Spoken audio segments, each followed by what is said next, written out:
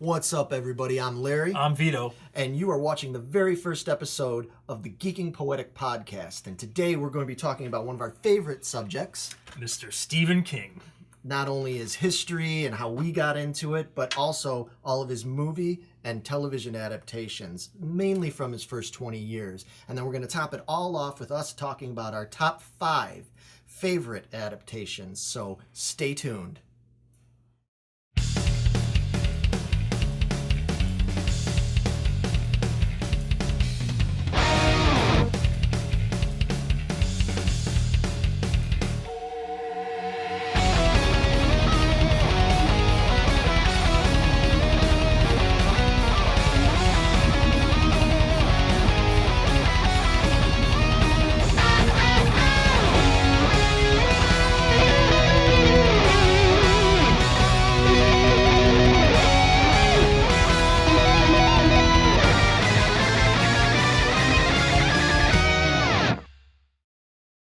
All right.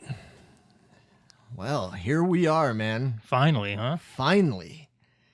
Hey, everybody. How's it going out there? This is Larry Roberts. This is Vito Marchese. And over there we have... Megan Guess. And we make up your hosts for the evening for Geeking Poetic Podcast.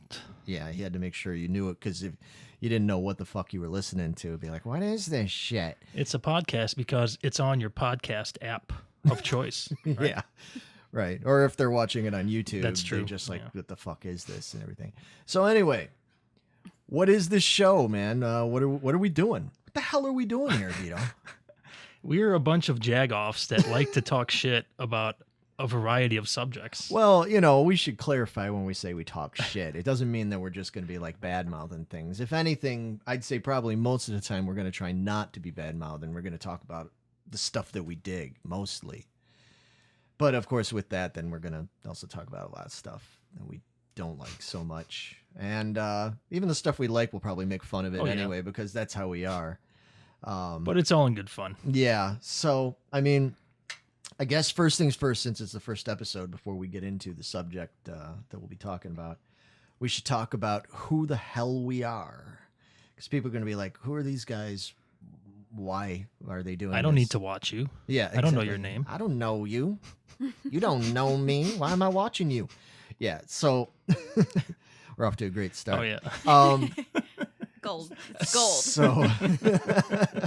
So who we are.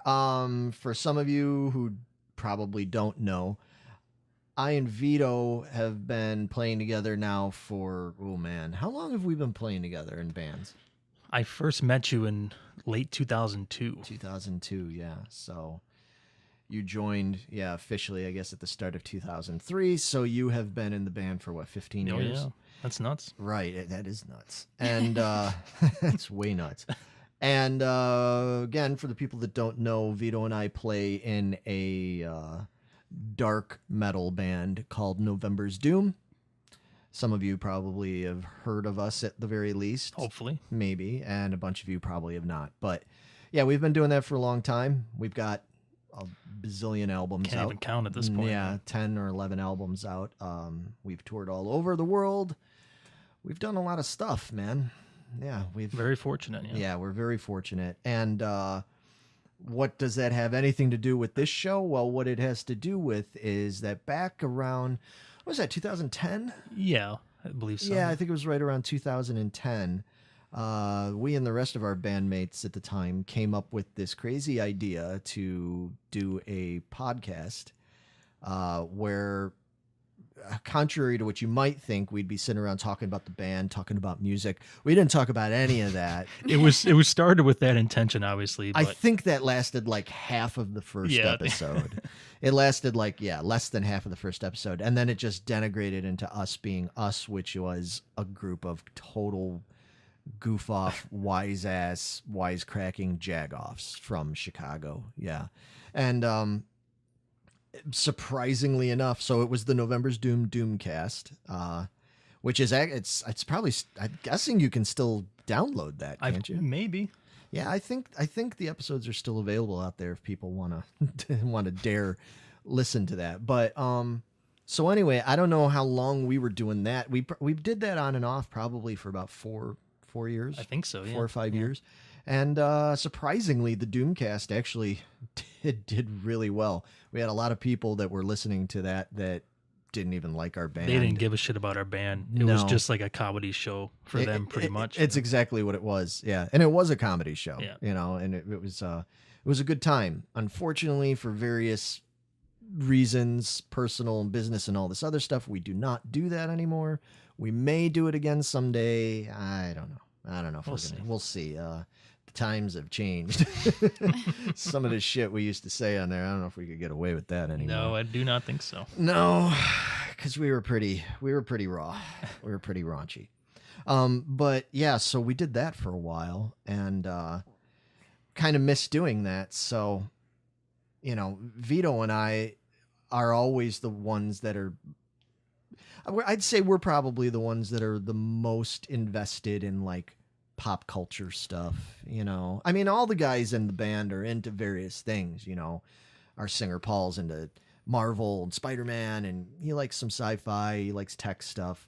Our bassist Mike is super huge Star Wars, super big Star Trek guy. We'll end up having him on here, I'm sure, when we talk about those kind of subjects, and we may have all of them. Our drummer Gary doesn't care about anything.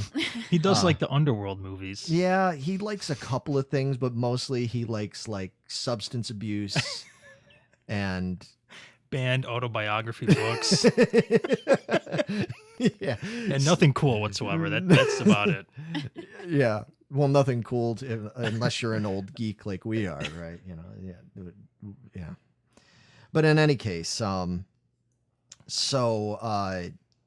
Vito and I have just for a long time now talked about wanting to do this, because whether we've been at practice or we've been touring or, traveling and stuff like that, we'll get into subjects talking about things we like, whether it's sharing certain authors or directors or series. We're both huge Star Trek fans, as is Megan.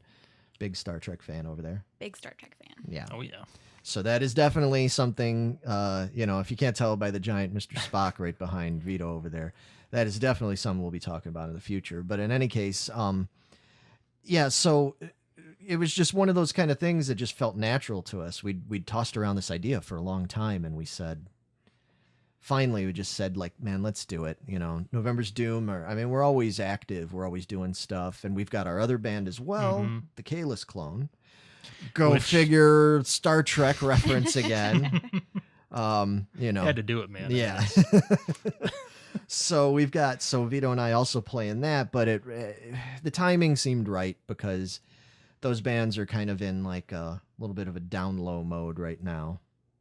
So we said, let's do this. Got to do something with our time, right? Let's do this. Fucking do this shit. So yeah, so here we are. So then, that's kind of our background. And then it happens that another friend of someone more recent friend of yours, but a longer standing friend of mine, was Miss Megan Guest. And and I knew that basically she was a big dork. It's true. Well, but we just had to have her. Thing. Well, on the show. that's what we bonded over initially. I think we found out that it's kind of a rare treat when you meet a young lady and you expect, I hate to say it, but you do have certain expectations, like you don't think that she's going to start like waxing, ecstatic over old Next Generation episodes and stuff like that. It just, doesn't happen. I know I'm not trying to be chauvinist or judgmental. I've met and I know tons, but I don't come across them that often. You know what I mean? Yeah. And usually when I do, let's put it more to this point, they're usually more like in my age group, or older, because let's face it, both of you guys are in you're younger than me. Let's put it that way. Considerably younger than me. And you were basically little kids when stuff like Star Trek Next Gen. I think I was 8 or 9 when 9 or Gen 10. was at best. So it's kind of unusual. It wasn't necessarily like the coolest thing for your generation to be into. So it was it was interesting when I found out how much she was into it and everything, and that she had all the toys and all this. I was like, holy shit. Oh, okay. Like, she's a serious dork, man. That's awesome. You know, like that's cool. So we bonded over that kind of stuff and just other things. Indiana Jones. It's another. I love Indiana Jones. He's like, the man. Dude. Yeah, she's way into that. So that's another thing you could probably expect we'll talk about at some point or another. But anyway, so the point is I've known her for a long time, and we've always talked about stuff. But as it happens, she also has a background in this sort of thing. And why don't you talk about it? Yeah, I actually volunteered at a radio station, a local radio station, WVLP LP 98.3 in Valparaiso. Yeah. I did that for a couple years with a couple of a coworker and another friend. Right. So we did that a couple years on and off also. And just like this, it was two guys, and I was back here working all this stuff. Keeping an eye on everything, make sure the levels were okay. Interjecting now and then, keeping them on the straight and narrow, which I'm sorry. You're going to have to do on this one. I'm not going to have very good success at that. I'm going to apologize right now. Yeah, we'll get into that and that disclaimer shortly. But also the reason why you did that and here today is because you have a background. Yeah, I went to college for communications. Right. So this is my passion. This is what I want to do. So I'm really excited to get back into it with you guys. Yeah, I mean, albeit it's in a small, basement little basement studio kind of thing, with. So was the radio station. It was yeah, perfect. I suppose. It's all for the fun. And it's a different world nowadays, man. Yeah, you can do whatever the fuck you want, man. I can do what I want. You don't need no goddamn network television studio to do what the fuck you want. Don't worry about the FCC and all that. Yeah. Yeah. Yeah, we just got to worry. Not as bad. No, we just got to worry about everybody else in the world anymore. Just got to worry about social justice. just got to make sure like that we don't wind up on Antifa's list or something like that. No, I mean, we're not. So yeah, I'll probably get into the disclaimer now. So here's the thing. So we're going to be talking about pop culture things. We're going to be talking about sci-fi and horror and video games and TV shows and music. And we'll be covering all that kind of stuff because we're involved in all that to one degree or another. Mm-hmm. However, this is not going to be a children's show. No, not at all, man. Not at all, because I'm just going to throw it right out there. I am a filthy fuck. Okay. So, I mean, I can't help it. It's just the way I don't know. I'm from the south side of Chicago, the real, true, deep south side of Chicago, not some little suburb thing. I'm from the south side of Chicago. So, and I grew up in a family of old school Chicago policemen, obviously you could tell by looking at me that I am not a policeman, but I grew up around that world. And so my mouth is like a raw sailor, man, and just my sense of humor. I have my dad's sense of humor, which, yeah, I can't even tell you some of the stories about that. But my dad, his sense of humor was fucking off the charts sometimes with some of the shit he'd say and come up with. But in any case, the point being is that, yeah, this isn't going to be like if you're listening to this on iTunes or whatever, whatever other platform we have this up on, and you've got like your 8 or 10-year-old in the car and goes, "Oh, cool, Star Wars, I want to listen to that." No, don't do it. Do not let them listen. Don't do it, because at some point we're going to be probably talking about, fucking, jag-off cocksucking motherfuckers or something like that. We're going to, all those like 7 words you don't say on TV kind of thing are going to apply to podcasts for us in this, 7 words you shouldn't say on podcasts in front of children. I mean, dude, yeah, there's just, it's going to be raw. I mean, no worse than, if you watch other, that's the other thing. We're big fans of other podcasts and other YouTube, or internet shows. I love the Cinemassacre stuff, video game nerd, he's Nostalgia Critic, the critic and all the Channel Awesome, all the people on Channel Awesome and all, great shows on there. And we're going to, that's the other thing too. So throwing this out there, like I said, getting it all out of the way for this first episode, folks, and then pretty soon we'll get into a subject. So that's the other thing. We're not claiming to be aficionados on anything. I mean, we're probably going to get shit wrong. So we already know there's going to be some of you that are going to be screaming and crying in the comments going, you don't know what you're talking about. But that's fine. You should leave as many comments as you'd like to. Oh, and absolutely. Subscribe so you can leave more comments that you want to. Yeah, we might make fun of you if you leave that's some a guarantee comment. Actually, you know, I might say something really fucking offensive back at you. Maybe. Or I might just completely ignore you anyway. But I mean, in all seriousness, we're not trying to claim like we're not, aficionados. We're not going to play that role like some of those guys we mentioned that we like, where they try to be like the bastion of good taste and sensibility about video games or movies or whatever. We don't know. And we'll readily admit that some of our tastes are really bad. Oh yeah, for sure. I mean, you people are going to find that out. You people are going to find that out, and you're just going to be like, oh, my God. You guys actually enjoy watching that movie Yeah. alone with no other people to make fun of it with? Yeah. Vito. Yeah, I do. Yeah. Vito. And you're going to hear about it. I guarantee it. Yeah, Vito. You're going to hear about it. Yeah, Vito in particular is, I mean, I like some bad shit, different kinds of bad shit than you do, but you are mind-numbingly bad with some of your some of the things you're into. It's some holy shit moments, man. And we'll save it. We won't get into it now because it's not necessary. Well, it will. We will touch on some of your finer tastes and or lack thereof tonight with the subject matter. But yeah, Vito's got very interesting taste, man. Yeah, and you know a lot about it too. I'll give you that. That kind of stuff you do. You'll bring up things that I'm just like, why do you know that? Which is another reason I wanted to do this show with you, because I was like, wow, yeah, there's things that you'll talk about that I wouldn't, and then there's things I talk about. You know? And I'm like, how the hell do you know that? Right. Well, because I mean, I can throw it right out there that I love like bad musicals like Grease 2 and Xanadu and things like that. I can't help it. I know way too much about that stuff and stuff that most people would say like, dude, that's not good, but I find redeeming qualities in it, and it probably like you, a lot of it was because I watched and listened to a lot of that stuff when I was a kid. So it has a different effect on you, when you watch as a kid than as an adult. Exactly. I mean, I think some of these things, if I saw Xanadu for the first time when I was like 35 years old, I would just be like, oh my God, But I can remember being 6 or 7 or whatever I was when I first saw it and just being like,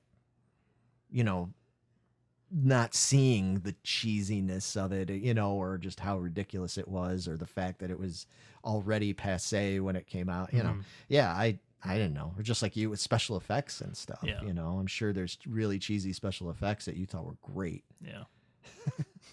And it just kind of stays with you. Yeah. And then Megan likes shit like Quigley Down Under, Hey. Quigley, what the hell is Quigley Down Under? Really? Oh my gosh. Oh boy. I'm so excited to introduce you to Quigley. That's going to be Tom Selleck. Okay. Yeah. With mustache? With mustache. Okay. Oh yeah. Dude, maybe he has to, right? That might be a good episode. We should each pick, because we already know what hers is going to be. We should do a Tom Selleck round table. And we should each pick a Tom Selleck. She could do Quigley, and maybe I'll pick something like Runaway or something like that. And then you'll have to, that would be a good episode. See, we're already thinking of stuff here. Write it down. Write it down. Put that shit down. But yeah, so I mean, yeah, that's, so I like, just to finish that part off. So people, I know some of you, I know you're going to get your panties in a bunch. I know. Or your boxer briefs. Yeah. Or your briefs are going to fucking right up your dick crotch, fucking slot, whatever, fucking whatever, you could be, well, because you could be a chick wearing fucking boxer briefs for that matter. I can't be, just assume for that matter. You could be a dude wearing fucking panties. Yeah. I don't or judge. a G-string, whatever you want to do, bro. I'm not judge. It's a different cool, world. dude. Yeah, it's cool. Whatever you want to do. But in any case, if that shit starts fucking creeping up your fucking piss slot, because you don't agree with something we're talking about, or you think we're trying to be know-it-alls, or you don't like that we're making fun of something that you like, or we're praising something that you don't like, whatever, man. It's the fucking internet, Nobody cares about your opinion, just like you don't care about our opinion. Exactly. Our opinions, we're throwing that out there right now. Our opinions mean diddly dick, okay? We're just simply three friends that really enjoy talking about this stuff, and we just thought we'd do it on a microphone. And I'm sure there's going to be a handful of you that like the same stuff we do and be like, dude, you guys are awesome. This is exactly what I want to hear. And that's great because we're doing that for us and for you guys. So. And by a handful, we mean there's probably literally like maybe 3 of you out there. We're good for 3. Good for 3. But inside joke. Yeah. But so anyway, so that's pretty much that is like, getting that out of the way. I know we've been rambling forever, as you'll find out I do that. But that is pretty much it. That is the introduction of the Geeking Poetic Podcast. That's what we are. And we'll talk about this more later, but we definitely are going to want people to chime in on Facebook, Instagram, Twitter, all because we're on all that. And in the comments on YouTube, rather, and let us know not only whether you like it, don't like it, but especially like, what do you want to hear more of? What do you want to see us talk about? All sorts of, because we've got tons of ideas, but we're always open to more ideas. And like I said, between the 3 of us, we're not aficionados on anything, but we know a lot of stuff. Like, we're familiar with a lot of stuff, read a lot. We're all readers. We read a lot of books, a lot of different kinds of books. We're not just going to be into sci-fi or just into horror or whatever. We're into all sorts of stuff. So yeah, we're definitely looking forward. That's another part, is because I love meeting people. I love talking to people, finding out what they're into. And that's the best part about being in the band, actually, is I love all the people we've met through the band, through, social media, and when we're out on tour. Met some great, interesting people, some characters. Oh, that's for sure. Oh, man. We could do a whole episode just talking about the characters we've met, specific characters. We don't have to name specific names. We usually have other names for them anyway, like Alfred Molina and George Washington and all those, Robs DeCraw, Oh, man. People are going to be like, what's that? You're going to have to wait. We're saving that for a special episode. You're going to have to wait for all that. But anyway, so yeah, we'll be looking forward to hearing what people have to say. Have I covered pretty much everything, Megan? I think you got it. Yeah. All right. So we covered our bases on that one, right? Should we start delving in now to the meat? The meat and the potatoes? Yeah. I'm not a big potatoes fan, though, so. Really? Yeah. You are two strikes tonight. Because I don't like pickles and I don't like potatoes. Really? Do you like pickled potatoes? Well, look at I don't know. Me obviously, yes. She's eating. Oh, that's true. Pickled potatoes. Yeah.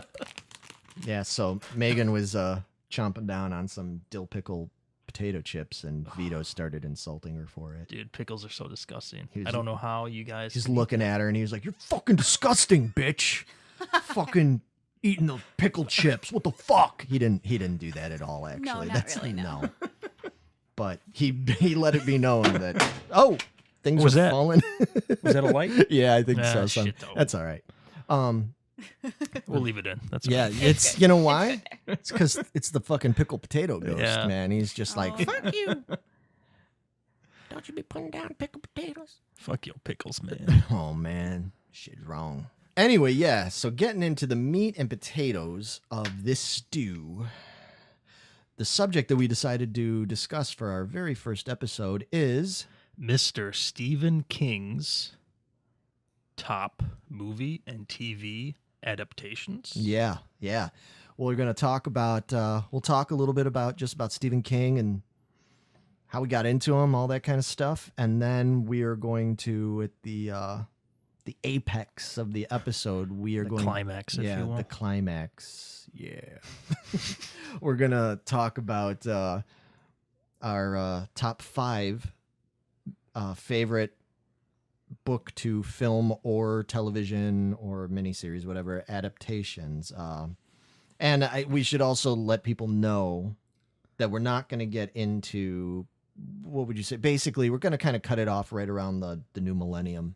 Yeah. You know, we'll talk about 70s, 80s, 90s and stuff, but getting into things like all the various reboots, like the new It movie, the redone Shining, and then newer things that came out like Under the Dome and all that. I mean, we definitely want to talk about that, but that's all going to be something that deserves its own episode. Mm-hmm. For this one, we're going to talk mostly about, I think, like the stuff that we grew up with, like, you know, what we would consider, I guess, the classic King stuff. I don't know. I mean, Vito, so like, how did you end up getting into Stephen King? Can you remember like where it like started? My earliest memory was watching the It 90s miniseries on TV. Yeah, that makes sense because you were probably like 8 years old. Yeah. So what's funny because I don't think a child of 8 years old should watch that film, but...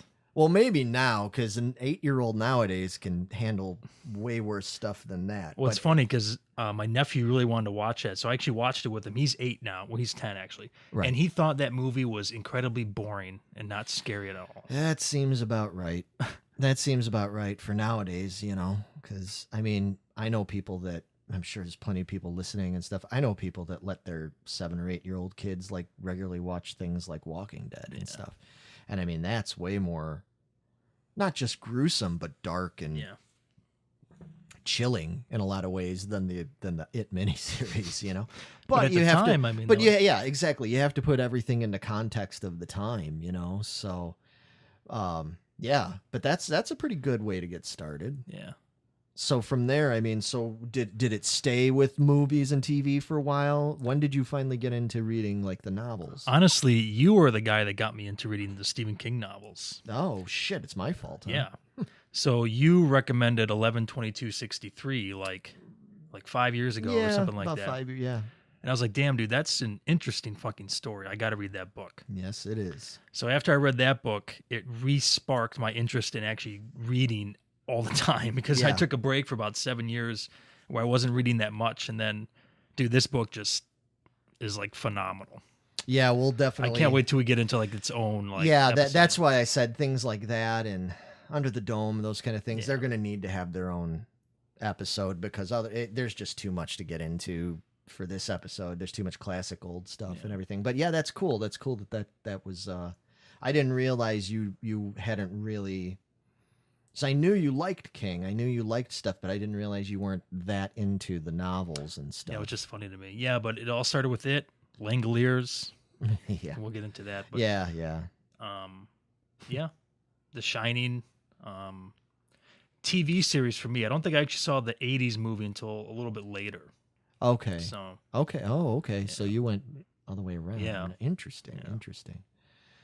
That's cool. Yeah, well, I did the same thing, really, just 10 years earlier or whatever it was. Yeah, because my introduction was through watching things when I was way too young to be watching, just like you. I was probably the same thing. I was probably about 8 years old, 7 or 8 years old.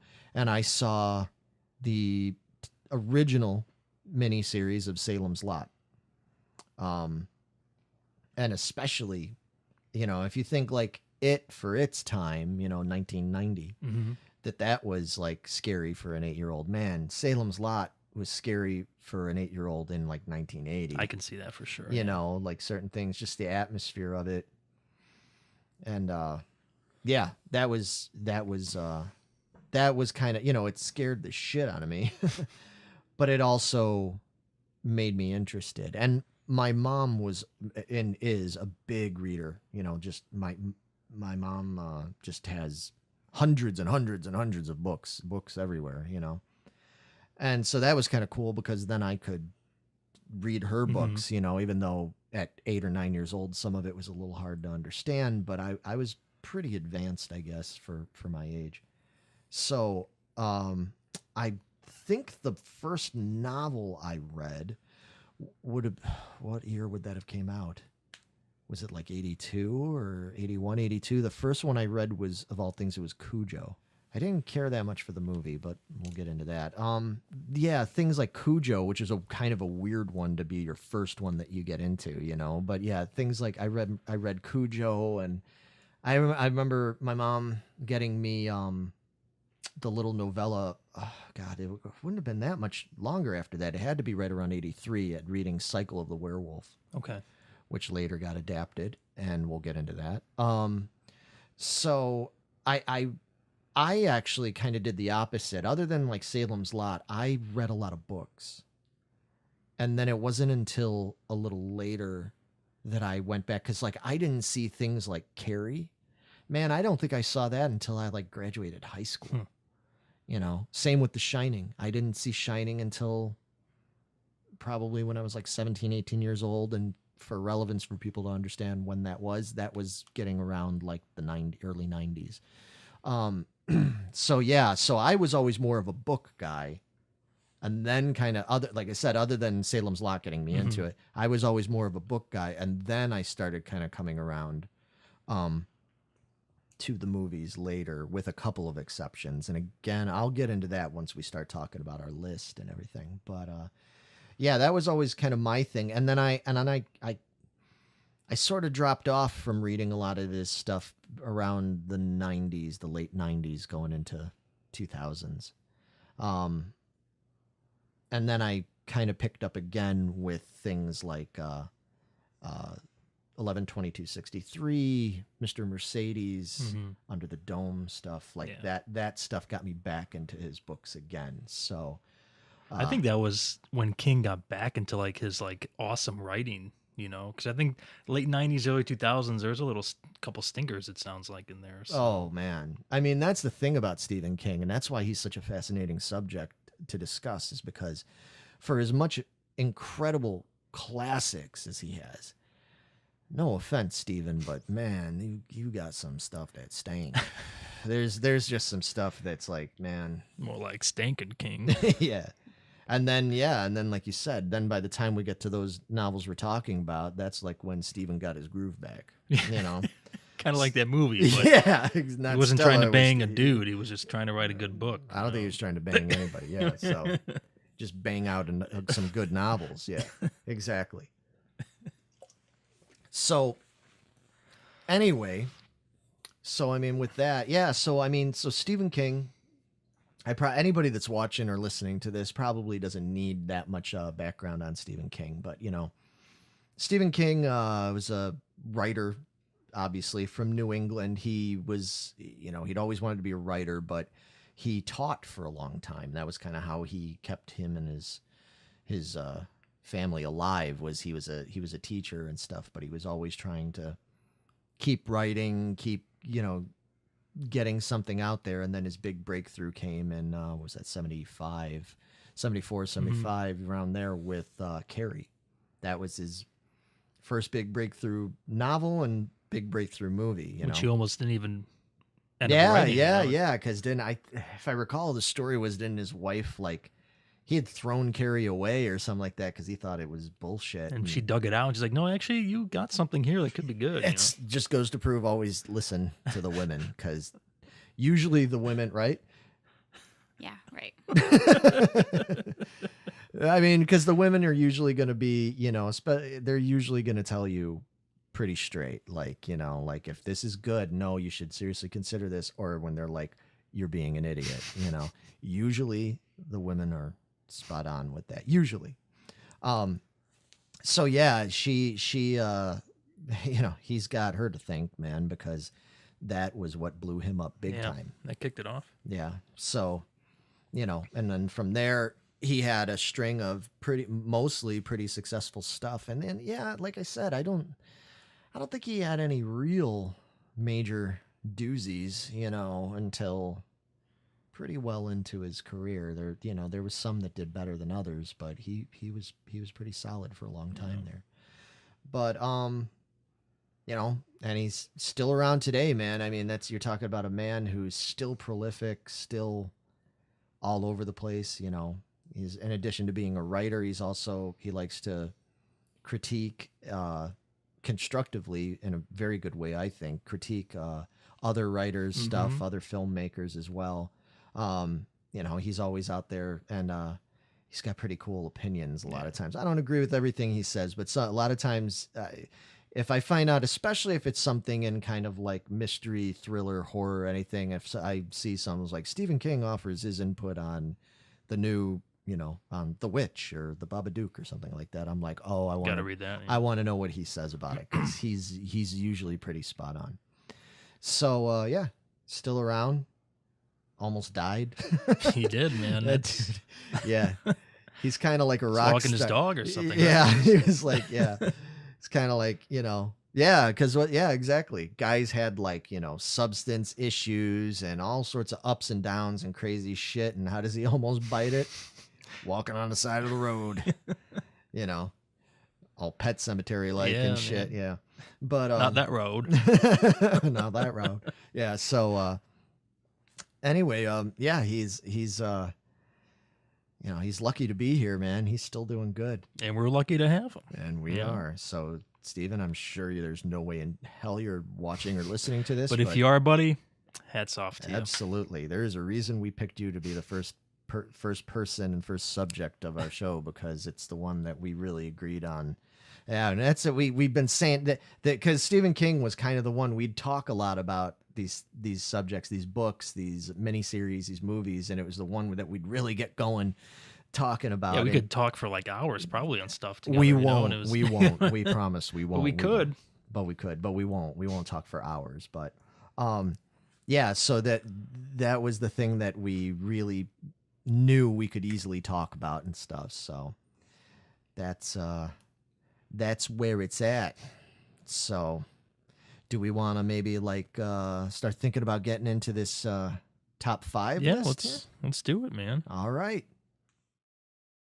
Hey, Vito here. Thanks for checking out the debut episode of the Geeking Poetic Podcast. If you like what you see, click one of the links below and give us a follow. And remember to leave a comment below. And you know the drill. Hit that like and subscribe button. And make sure you check back for more content coming soon. Now, back to the show. Bye. We ready to get into our top 5? So yeah, just to count it down. Clarify again here on the Geeking Poetic Podcast. You're listening to Larry and Vito and Megan, and we are going to get into our top 5 favorite Stephen King film and television adaptations. Classic era, we'll say, 70s through 90s kind of thing. So, yeah, you want to start with like number 5 and work our way down? Yeah. You want to start this bad boy off? No, why don't you go first? Me? Yeah, you fucking do it. Jesus, man. Do it, dude. Top 5. Starting with number 5.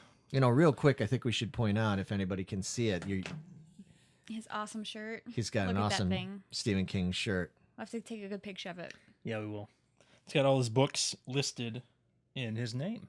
Yep. How neat is that? Yeah, we Pretty need a picture of clever that. right there. That Yeah. is pretty cool.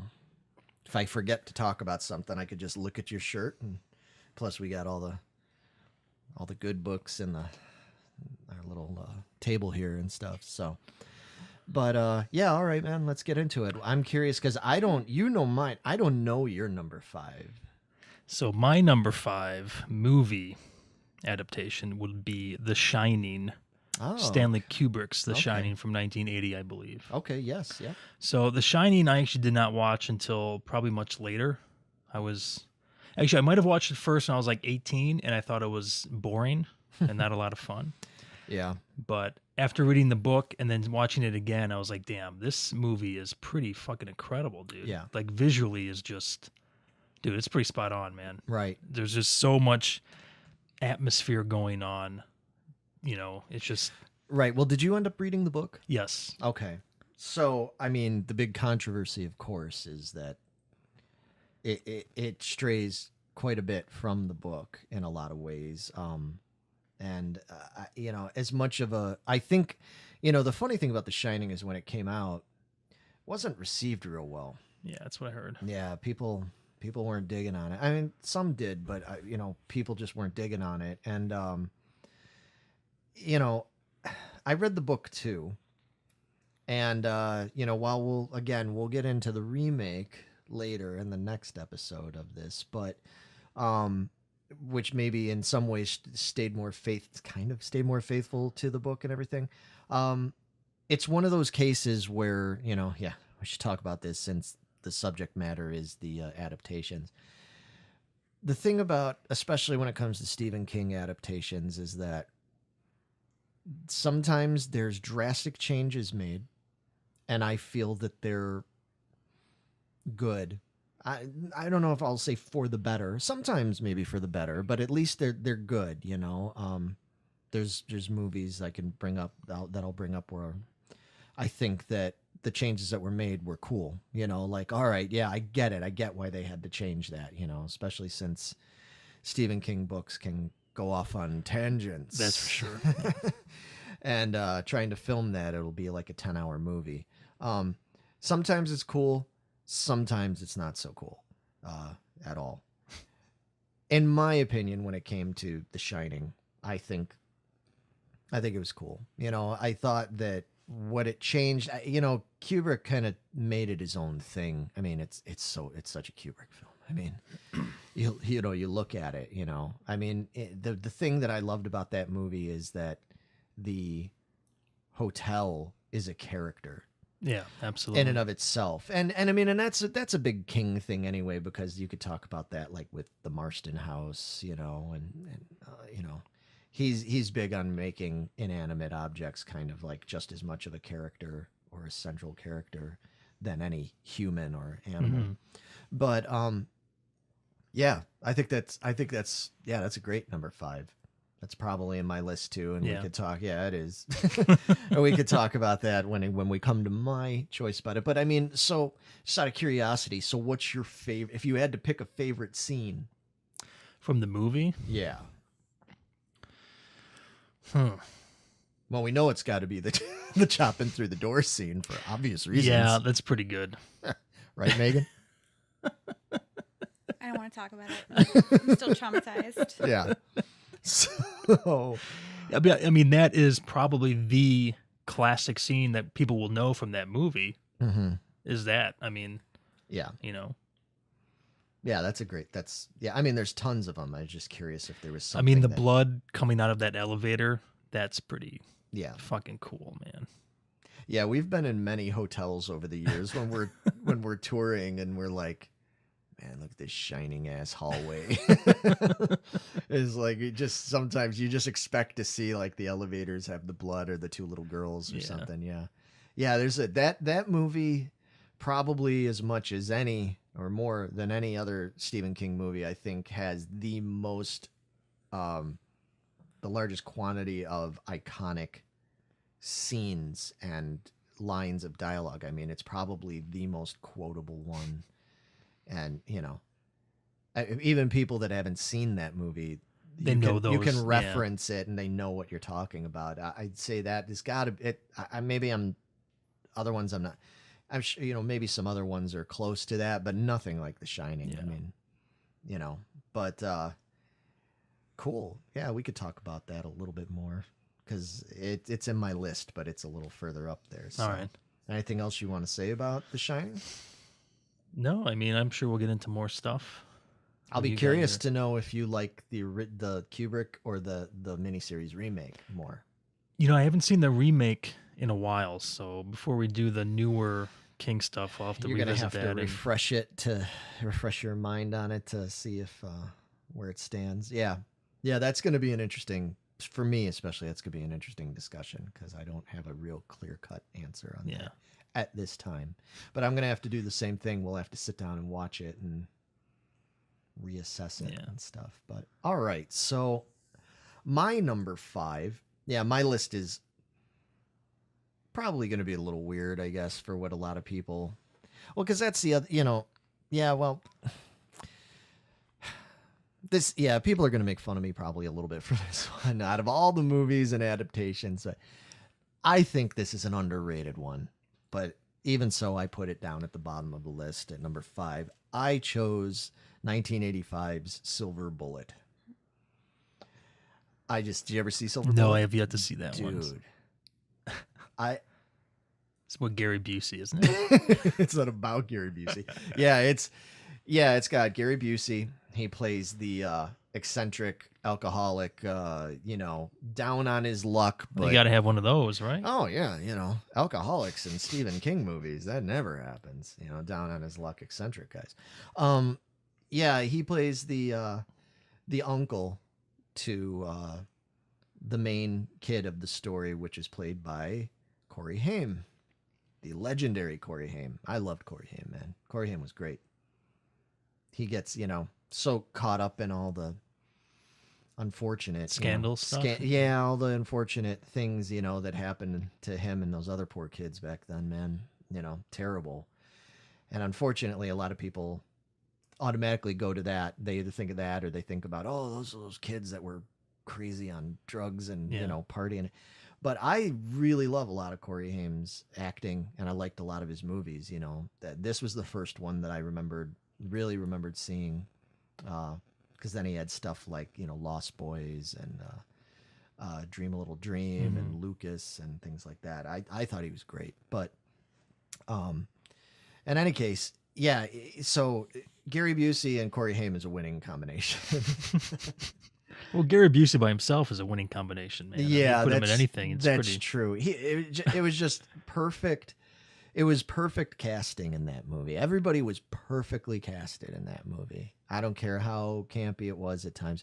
Man, Corey Haim just being the handicapped kid who, didn't sit around feeling sorry for himself a whole ton that he was handicapped. It was like he was precocious. He would get into trouble, but he had a good heart, all that kind of stuff. Just wanted to live, loved his crazy uncle. Yeah. And, it was a great movie. The guy, oh shit. I can't think of the name of the guy now that played the werewolf in that movie. I'm sorry if should we say it's that guy, Larry? What you don't know that shit?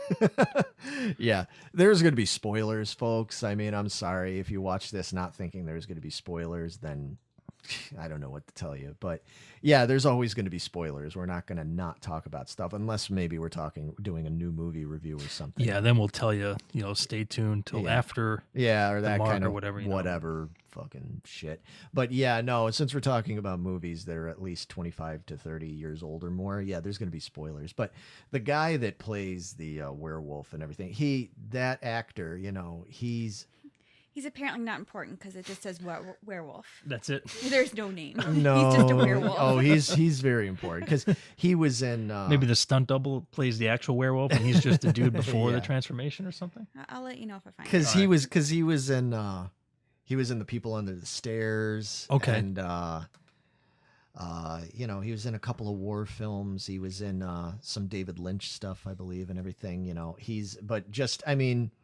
Even now, I've seen that guy, photos of that guy recently, and you look at him and he's just freaky looking. Like he was just the perfect, the only problem I had with that movie, and again, spoilers or whatever, is when you watch it and you don't know who in town the werewolf is. As soon as you fucking see this guy, you're like, oh, that's the fucking look at him, and not that he's all hairy, but he's just got this, he has a wolf snout. He looks like a fucking serial killer, man.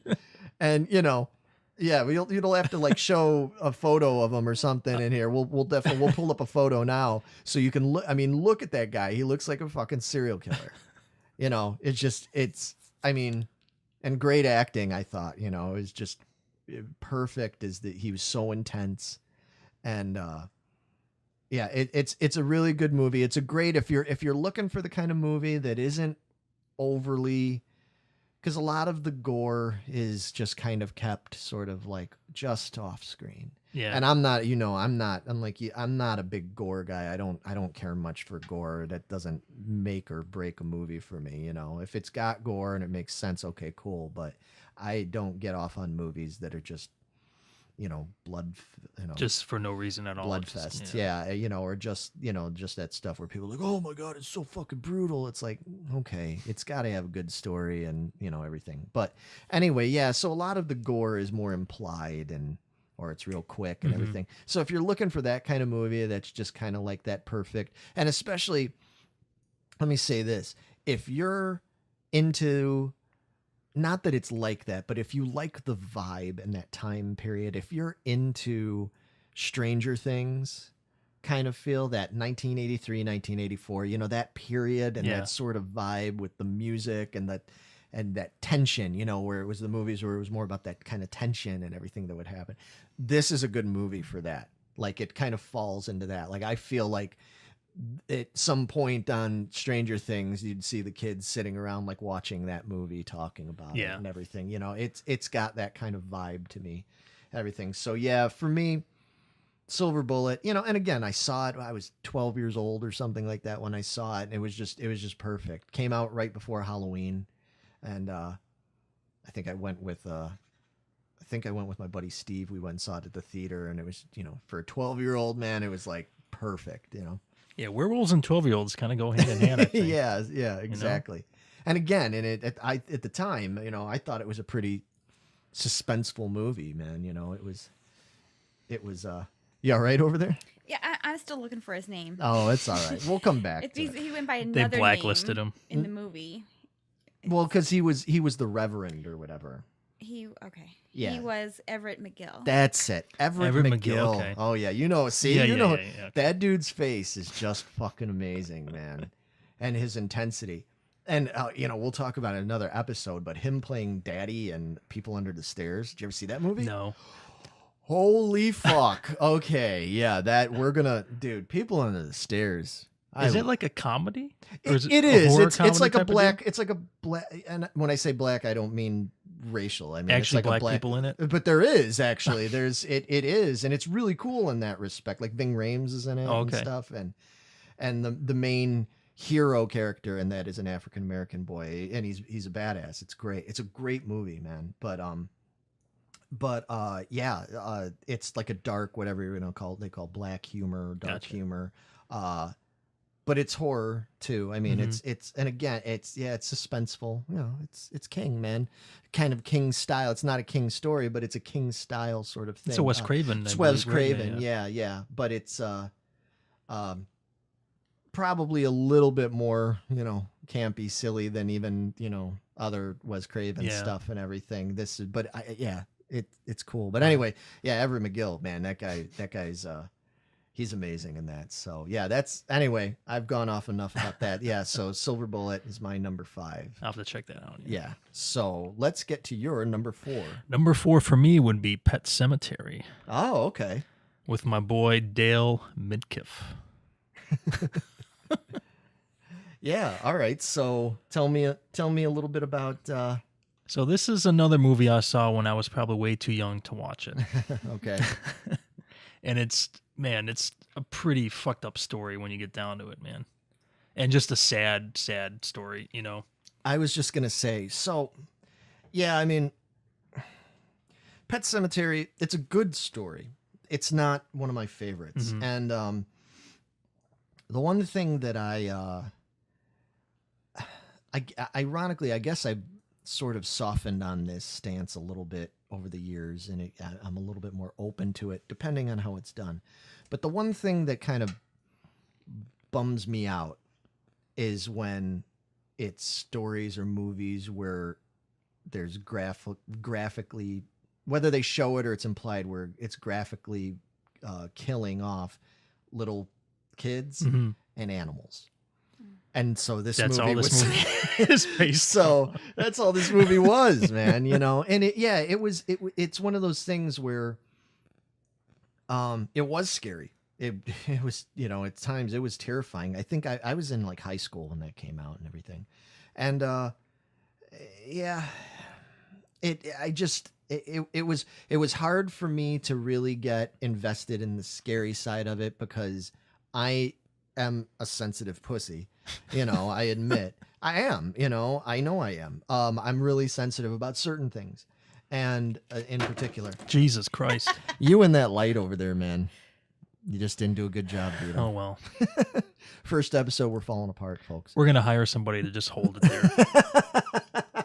That's going to be his or her job, is just to stand there and hold that light up. I think we need to take like my Creature of the Black Lagoon up there. He's got the pose ready. He's got the pose. He needs to just hold it up. He could be our, like, you know, key grip or something like that. So, yeah, I mean, it was just hard for me to fully get wrapped up in the terror of it because it was just like, man, I just couldn't get over, like when I walked out of that, I didn't feel like, whew, like spooked or whatever. I was just like, man, that's fucking depressing. Yeah. Like it was more sad. It was hard to even get angry, because what when it was Gage, was that his name? The kid, yeah. Gage, when he comes back to life and all this stuff. I played with mommy. Now I want to play with you. Right. I mean, it's hard for you to be like, kill that motherfucker. Fucking murder that little motherfucker. You're just like, man, that's fucking miserable, And it was just, I will revisit a subject matter shortly, but that comes from a period in King's writing and time when he started really getting a little weird. Oh, yeah. And I don't mean people be like, well, Stephen King, it's fucking weird. No, I mean like just weird where it's like, what was he thinking with some of the things that he started getting really particularly sadistic towards children, and not just in like violent ways. Yeah, you know what I'm probably going to get into. But with Pet Sematary, he actually, after he finished writing it, he's like, I've gone too far with my writing. I cannot release this book. And he put it into a drawer for months. Right. And then he needed to fulfill a contract. And his wife was like, well, why don't you think about doing this story? He's like, just I don't know, Yeah. And well, yeah, I mean, at least he had the prescience or whatever to kind of realize that. Because, exactly. That's kind of how I felt. It was weird. It was weird because I enjoyed Pet Sematary. But it's kind of like, why would you write that subject matter? But it was just such a downer, like I said, it wasn't even so much terrifying to me, even though it was in ways. It wasn't so much terrifying as it was sad and depressing and stuff, which, like I said, now as I'm a little bit older and I've got a different view on things and stuff, I can appreciate it more. And I do think it's really well done. And it's an interesting twist, what a twist. It's an interesting twist on things, but that as good as that is, in a lot of ways that couldn't make my list. Yeah. But I don't blame you. I mean, it's, and especially you being at your age when you probably saw that. Yeah, that had to really be twisted. And now I have a different appreciation for it because I don't have kids of my own, but I have nephews that I adore, kind of like my own kids. So that movie just affects me in a different kind of way. It's like, how far would you go to bring back something you love? Like, would you do that knowing that he's going to come back fucked up? Because you saw what happened to the cat. You're like, that's going to happen. Judd even told you, listen, you can't bring people back because they come back bad. It's not going to work out good for you, Right, because Herman Munster, right, said to him, he said, sometimes dead's better. A man's heart is stonier. Yeah. So, exactly. I mean, that's why I said it's a really interesting subject matter. It's definitely, especially, now it's not so, I mean, they've done so much worse, crazier shit. I mean, we won't even need to get into it, but at the time, especially like I said, being whatever I was, 16 or something at the time, I was like, wow, okay. Like it just put me in a funk, but that is a good point, man. For that and the animals, man, because I'm not big on the concept of that. It's all sad. Yeah. I mean, all death is sad. I mean, all these movies deal with fucking murders and death usually, so don't get me wrong, but it's just funny how, there's certain things, and it's not just that, well, a kid died or whatever, because that happened in Salem's Lot too, It was the tone of it. Yeah, it was the fact that it was the father and that all this horror happened because it was simply just born out of him just so desperately wanting to bring his kid back. It's, So, great storytelling, but just leaves kind of a bad taste in your mouth. Just a total downer, Yeah, exactly. You're up here, buddy. Yeah, all right. So, my number 4. One thing we didn't really mention earlier when we were kind of talking about King in general and his backstory is that he's not, even though he's known for being predominantly like a horror type writer, he's not all horror. He's done some amazing stuff, that is completely outside of that realm, getting into the 90s when he had like Shawshank Redemption and Green Mile, some which are both amazing stories. I really like those stories. They didn't, for various reasons, they didn't make my top 5. Like I said, real good, but just one stood out more to me. I've only got one in my top 5 that's from that not horror type kind of thing.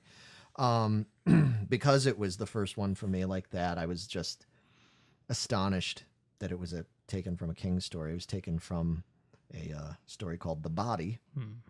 And my number 4 is Stand By Me. Sure, most people that are listening, watching this and stuff are familiar with that movie because it's an absolute classic, whether you're a King fan or not. It's a great, great movie. Rob Reiner. I believe that was Rob Reiner's first directorial, I think it was his debut. Yeah, pretty sure. I know that, again, I'm a little fuzzy on the details, but if I recall correctly, Norman Lear, from All in the Family fame and everything, I believe he actually helped fund that movie because they couldn't get people behind it at first. Believe it or not. Isn't that always the way? The ones that wind up being like the breakout blockbuster. Is it because you think it was tied to Stephen King that it was not a horror film, or is it just they didn't think? I think I forget exactly what the hoopla was that caused it to not get picked up initially or not get supported. But I think part of it was because Rob Reiner was an untested, unproven director. They just didn't trust him enough. Most people thought of him. You say Rob Reiner, even today with as much as he's done, most people immediately go, "Oh, Meathead," it's fucking Meathead from Michael Stivic, right? Yeah, from All in the Family. Oh, fucking Meathead. Yeah, that movie that was made by Meathead. I can't tell you how many people still now I hear say things like that when you talk about, the Rob Reiner movie. Oh, that fucking Meathead movie? Yeah, that one. So, yeah, I think that was it. But in any case, Lear felt strongly enough about it that he put like millions of dollars into it to help it along. And anyway, long story short, it did finally get made, and it's an incredible story. I mean, it's funny that even though it's not in the horror realm, even though it does center around a dead kid, and here we go again with more kid. He's on his role in the 80s of like, let's fucking kill kids. But again, I mean, it had purpose. There was a point to it, and the fact that it was and the thing that I liked about that subject matter in this movie was that it really mattered that it was a dead kid, and even though it was a teenager or whatever, but still essentially a kid. It mattered that it was a dead kid. It affected the other characters in the movie accordingly because it was a dead kid that they were, and it shows. And I love the part of what I love about it is that it doesn't start out that way. It starts out with these four kids wanting to go find this body of Ray Brower. We found the body of Ray Brower. Yeah, I hear Richard Dreyfuss's voice in my head, who played the narrator, the grown-up Gordy LaChance. It starts out with those kids wanting to go find this body just because it's cool, like we're gonna get, we're gonna be famous, man. It's something to, it's something to do, kind of thing. And that as they go on this journey and they're at that age of, what were they supposed to be, like 12 or something like that, that they're maturing, they're going, it's kind of pretty much a coming of age type of coming story, of age, right? exactly, yes. And I think that, and with that coming of age, it was that, by the end of that journey, when they did finally find the kid, it wasn't like, wow, neat. It was that they were all in their own different ways very moved by it, for some personal reasons, like with Gordy and stuff.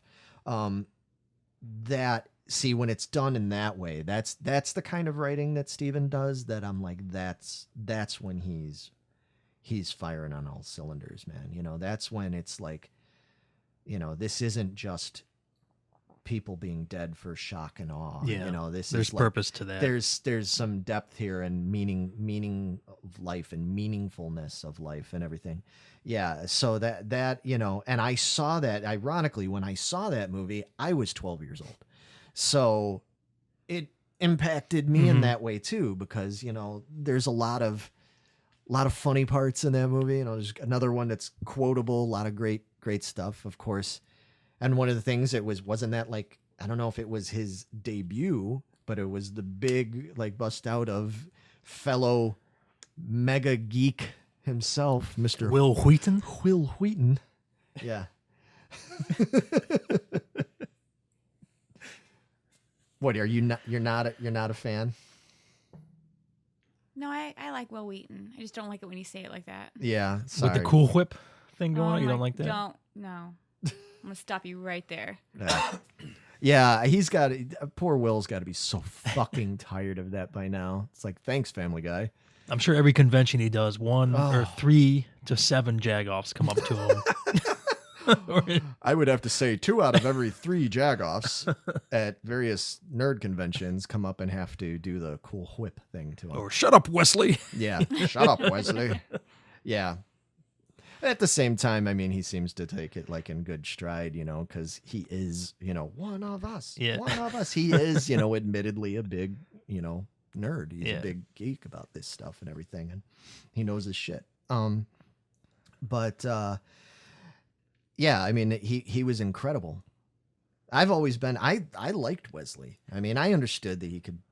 That was the nature of the character, you know, Wesley Crusher. I wanted to be Wesley, man, because I was kind of around that same age. I was like, Right. dude, he gets to fucking sit on the bridge with all these, you know, senior staff, and he like can fly the ship and do all this Seriously, stuff. his It's like, mom is fucking smoking hot. fuck yeah, she is, dude. Dude. Oh my god, she's so sexy. Oh yeah, you know, he could walk in and just stare at like Deanna Troy's ass and that fucking onesie thing all fucking day. You know, just look up to fucking Riker and just be like, that guy's fucking badass. Fuck yeah, he you is, know, man. And just be like, I'm gonna be that dude someday. Bang my own counselor, Troy. You know? Sorry, Megan. Yeah, you guys kind of got off track there. Yeah. Yeah, All that's right. true. So Save it say for that. Star Thank Trek. you. Exactly. Thank you, Megan. But anyway, so incredible cast in Stand By Me. I mean, incredible cast. You know, you had Will Wheaton, the late River Phoenix, Yeah. who was incredible in that. Corey Feldman, the other Corey, who I love Corey Feldman. Fuck the haters. I love Corey Feldman. I think he's funny. He's naturally funny. He's character. He's been in some of my favorite movies. This is one of them. I could do a Corey Feldman episode, man, just talking about His dubstep career or just his movie? his many Michael Jackson-ish, you know, incarnations and stuff and dance moves and everything. Hey, man, Corey Feldman, he's a character, but he's fucking talented, dude. And I mean, he was amazing in that fucking movie, you know. Then little fucking fat ass Jerry O'Connell. Oh, in yeah. there. Yeah, he turned his shit around. He didn't did, man. Fucking Sliders, Mission to Mars. That was some of his best work, man. Yeah, exactly. And see, and that's the Piranha thing. 3D. Yeah, that's you know, yeah. Well, yeah, when you know, I never really thought about it. That cast for Stand By Me, man, that is like a primo, like geek cast. I mean, not that they were geeks, but for the geeks, like it was because you had you know that connection with O'Connell. You had Feldman with, you know, God, so many things. You know, Lost Boys. You know, different Goonies. Yeah. You know, you know, Will Wheaton, obviously, as we said, Kiefer Sutherland, you know, another Lost Boys, 24, you know. Dark City, was that the alien one? I think it was so. Dark City. Yeah. That really good movie. What was that movie that came out in 1990? The one with him and Julia Roberts, with the whole thing where they're like med students that are like experimenting. Oh, Flatliners? Flatliners. Yeah. I saw that at the theater. And Did ya? that movie was fucking awesome at the time. I could probably watch it. I've heard people kind of bash it a little bit now and everything. And I'm like, dude, you know, again, when I was like 18 years old or whatever, like that movie was bitchin'. Cool concept, you know. But anyway, yeah, you know, John Cusack, cameo role in it. You don't like John Cusack? No, not really. Fuck, dude, I love John Well, Cusack. Cusack was in 1408, which is a Stephen King adaptation That's as well. yeah. So okay, Yeah. so further King. Yeah, there we go. But yeah, I know I love Chicago Boy, Yeah. John and Joan. Yeah, I like both of them. But anyway, yeah. So a great cast, great story. Richard Dreyfuss, like I said earlier, as the narrator, which is the perfect, voice, and of course. Richard Dreyfuss, I got it because someday we'll end up talking about Close Encounters, man. Because That's like your fucking shit right there, that's dude. my fucking shit right there. Close Encounters, Jaws, yeah. Richard Dreyfuss is the fucking my boy.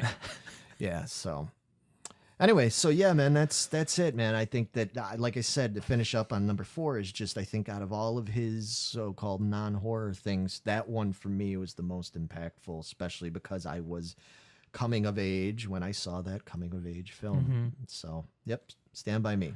So, There all you right, go. number 3 for you. Number 3 for me is Misery. Oh, interesting. Okay. That's what I'm talking about. Oh, yeah. Yeah, you Got like another that one? Misery fan here. I'm with you. Oh, yeah. So I don't remember if I saw this on TV first or when I was a kid, I used to rent a shit ton of movies from the library. Oh, okay. I used to rent a bunch of Stephen King stuff from the library, and Misery I would rent a few times a year, man. I just adore that movie so much. The whole concept of this author that he finally finishes a novel, he's heading home, gets into an accident, his number one fan in the entire world happens to come across him, takes him in, Right. and she's this fucking psychotic bitch who will not let him leave. And this dude's trapped here. It's just like, that's going to be so weird because she knows everything about him, and yet she like wants to fucking make sure no one ever gets to him ever again. That's just such a fucked up concept. It is a fucked up concept. And, it might even be hard for some people to grasp that concept. And, I mean, mind you, folks, look, I'm not even going to try to, it's not like me and you and our band. It's not like we're fucking Guns N' Roses or some shit. We're like a million miles away from ever being that popular or successful or whatever. But we've had some modicum of success. And we've encountered some crazy. I probably shouldn't even be talking about this publicly, should I? But we've encountered some doozies, man, over the years. Luckily, nobody that's ever like hobbled our ankles or anything like that. But yeah, we've encountered a few people like that, like people that you have to kind of you meet some people out there that are fans of your work and everything. And then after, like I said, we're, for folks that don't know, we're very approachable online, in person, everything. We're not the kind of people that try to put distance between ourselves and fans or whatever. We love talking to people. We love meeting people. And we feel that everybody's on the same level. But that being said, I've met a few people that after talking to them a little bit, I was like, oh, okay, I might have to take a little step backwards here. You have crossed the line that you should not have crossed here. There's some people that just get a little bit too, not even just physically, but just things they say and things they imply, and you're just going, oh, okay, yeah, yeah, this isn't somebody I should give like my home address to kind of thing, and I hate to say that because I mean, and understand that is a rare exception to the rule because most people are cool, normal, whatever. But every now and then you meet those ones, and yeah, you got to be careful of that shit. So watching that movie, there's a few things in there that make you just, I think it would anyway, but there's certain things that happen in there where I'm like, oh yeah, I've kind of felt that weird feeling before. Yeah, she did an amazing job in that movie. Kathy Bates. Kathy Bates. Oh, yeah, dude. That was definitely her real breakout. I mean, people were just blown away at how well she portrayed that. She's a great actress, man. I love a lot of things she's done. Another movie I love is like Fried Green Tomatoes. I've never seen that, but yeah, I know. Oh, that's it's a great. good one. Great story. And the book's even better. I love the book, but she's just a really awesome, diverse actress and stuff. Yeah, she's great in it. Of course, what's his face? James Caan. Yeah, James Caan. You know, Another good cast, man. Fuck yeah, exactly. That's the thing that I really think. Speaking so far, you know, I know you've got more too, but speaking for our lists, one of the real standout things is that the casts are particularly phenomenal. You know, you look at, like I said, I think even like a campy movie like Silver Bullet, phenomenal cast. Stand By Me, phenomenal cast. The Shining, phenomenal cast. Misery, phenomenally cast. It's that early King stuff that they just kind of got, man. You know, the 90s series. I mean, when things are, I mean, it really does make a difference when they're cast with just the right people. Because I mean, you know, I mean, I guess I'd have to see it, but you could try to redo Misery, and you could try to cast 2 other actors in those roles now. I don't know, man. That dynamic that Kathy and James had was just incredible. That sort of vulnerability that he had, and James Caan is a fucking great actor. You know, another one that I was a big fan of from an early age, because when I was young, I was exposed to him, and I saw Godfather, and early. I was really young, still in single digits when I saw Godfather, and I was old enough, at least cognizant enough, to realize that it was a fucking incredible movie. Rollerball. Did you ever see Rollerball? No. Dude, fuck. That's another... Like 75 or 77 man, something? yeah, we'll see. That's getting added to the list, man. That's another one we got to talk about. That's incredible, ahead of its time movie. But yeah, James Caan's fabulous, man. So yeah, that's a good... Not in my list again. You know what? I'll throw it in now. Misery would be an honorable mention for me. I'll definitely, we'll talk about honorable mentions later, but that would be an honorable mention for me. That's a tough movie also for me and for my mom, because without getting too personal, my grandmother for most of her life was bedridden because she had polio.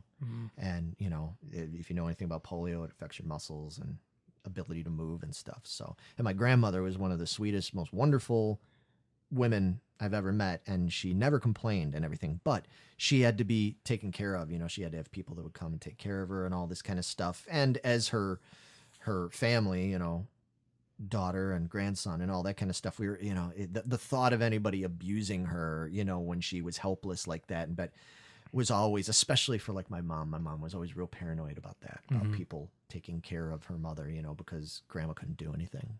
She couldn't fight back. She couldn't.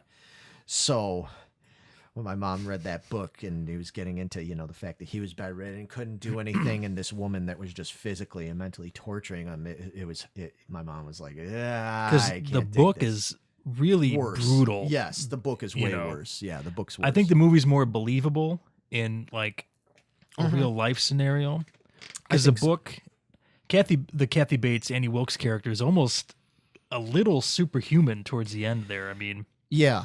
And I was going to say that's a good example of where, that's another one. Obviously, I'd say that's why they're in our top 5s, but that's another example of where I say changing things that were adapted and changed from the book that I prefer in a lot of ways. I actually prefer the movie to the book, although the book is good. Yeah, the book is good, but I think the movie, they nailed what they needed to nail from the story and just made it, how they're doing it. So. Yeah. All right. Yeah. So cool. Then my number 3 is The Shining, which we've already talked about and everything. Like everything I said earlier. I mean, it's just an amazing movie. And, especially, everybody tends to talk about Jack Nicholson, which, I mean, he was amazing in it. Everybody's great in it. Scatman Crothers is great, man. Seriously, I mean, it was like, he was perfect for that role. I loved it. But Shelley Duvall, man, people just need to. They rag on her so much, dude. Dude, she was amazing in that. Just so vulnerable. We talked about this before, but like, yeah, that was what I really took away from it. When I finally saw it, and everybody was like, "Oh, Jack Nicholson," and I got that, But for me, the real standout performance in that was Shelley Duvall. I just thought she was great. I'm a Shelley Duvall fan though too, so because I like other stuff she's been in. Olive Oil. Oh, that's right. Fucking the Popeye movie is one of my all-time favorite movies, man. Love Robin that. Williams, Dude. God, that movie's so bad. No, it's Dude, not. it's awful. There's nothing wrong with that fucking movie. Why does everybody think it's so bad? What is wrong with that? It's fucking Popeye. Watch it. It's just a live action version of the fucking cartoon. Y'all haters, man. Anyways, so yeah, so we know his button to push. Yeah, right? yeah, dude, don't diss Popeye. I know a lot of people do, man. And a lot of people don't like the music and all that, but I think that movie was fucking great. Anyway, so yeah, we don't need to go on too long about The Shining and everything. But yeah, I for me it's one of those ones that I never get tired of. I still get suspenseful when I feel that, suspense when I watch it. I've seen it, 100 times, like I said, I could talk a little bit more about it, but I'm going to save that for when we get into. Before you move on, didn't you have a story you wanted to tell with that? Oh, What was that? that's my number 2. I know what you're talking about. Oh, okay. It was a threat that someone made. I think you told us about. Yes, Yeah, you said you wanted okay. to bring it up. I know what you're talking about. Well, there you go. The Perfect segue. Ooh, jinx. Buy me a Coke. Oh boy. Yeah. All right, so here we go. My number 2. Uh-huh. Man, I almost put this in number 1, guys. I really did. This is The Langoliers. I can't believe you didn't put that at number 1, man.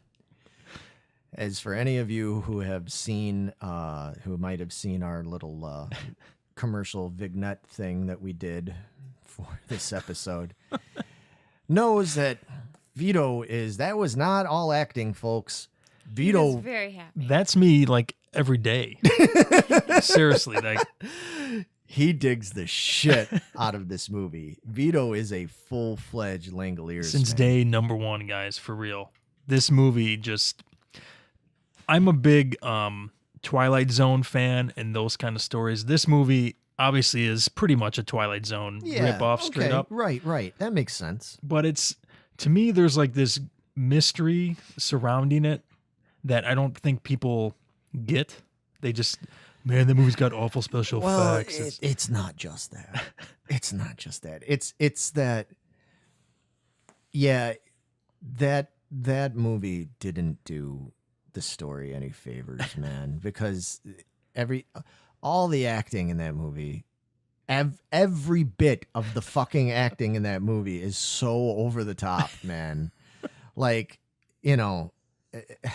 it's hard to between that and those fucking special effects. Oh my God. I will admit the special effects aren't great, but it's not a special effects driven story. Yeah, it's a mystery that even when I still watch it, I'm like, man, this is really good. I love it, man. The sense of just you're going somewhere with a bunch of people and you wake up and everybody is gone. You're sitting there by yourself wondering what the fuck just happened, and then slowly putting the pieces together. People think they have different theories of what happened to them, and all that stuff is very, very interesting to me. I totally agree with you on that. Yeah, and that's what I'm saying. And that's kind of what my problem is with it at the same time, is because the story itself is so potentially compelling, and it just gets kind of overshadowed by the, like, ridiculous. By Balky, is that what you're trying to say? Balky and by pseudo Captain Kirk, Oh.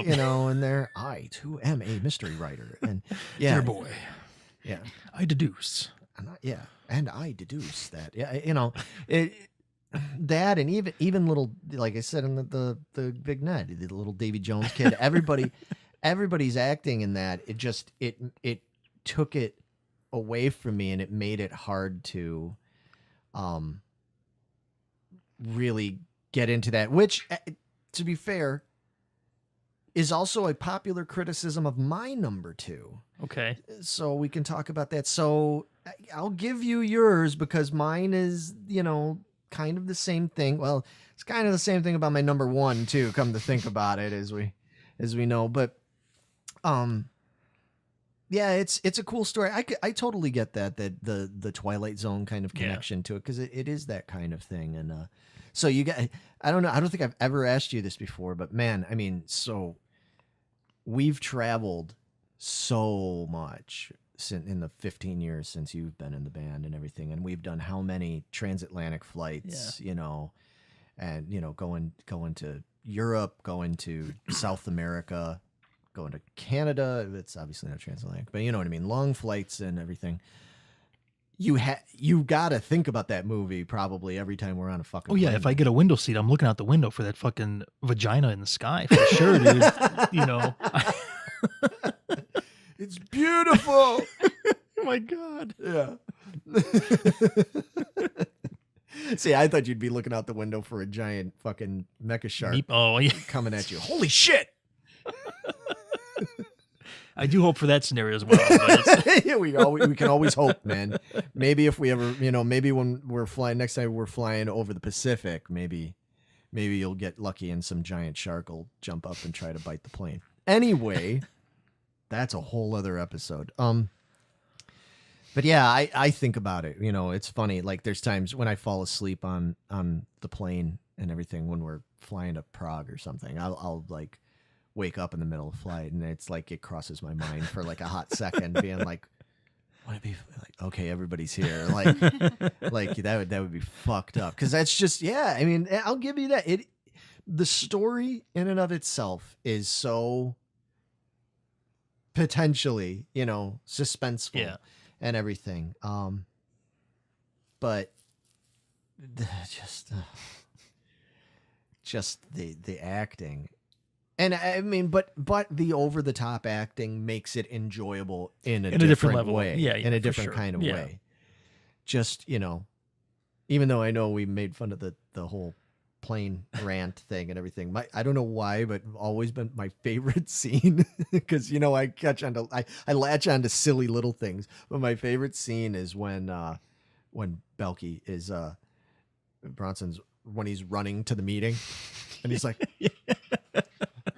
Like, what is that run? Like, even the way he runs is like, he couldn't even just like sprint. It's like this fucking like running to that fucking imaginary meeting on the fucking tarmac or whatever. It reminded me of like it would be like the behavior of your hepped up, overtired, ate way too many Cheetos and soda like nephew.